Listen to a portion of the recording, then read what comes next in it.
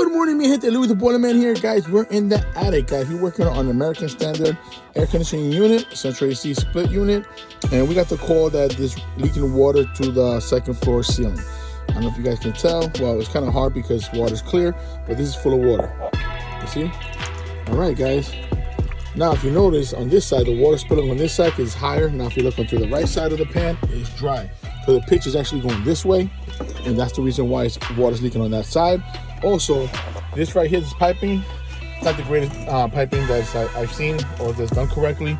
But this right here is supposed to shut it off. It didn't shut off.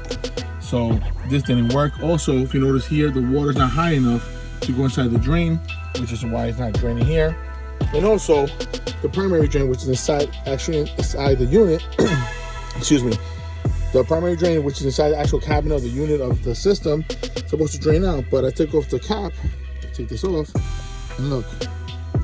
So it's pretty safe to say they haven't done their maintenance. And guys, I'm sure this is probably clogged up full of shit, just like over here in this corner. And what happens is overfilling from the primary pan, spilling into the secondary pan. And the secondary pan is getting filled with water. There's nothing preventing it from stopping. This mechanism didn't work. Now it's working, but it wasn't working before.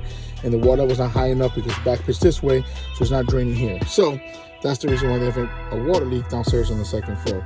So guys, this is what I tell you guys. Please do your preventive maintenance. It's very important so you can avoid these type of issues and headaches. And of course, they're costly.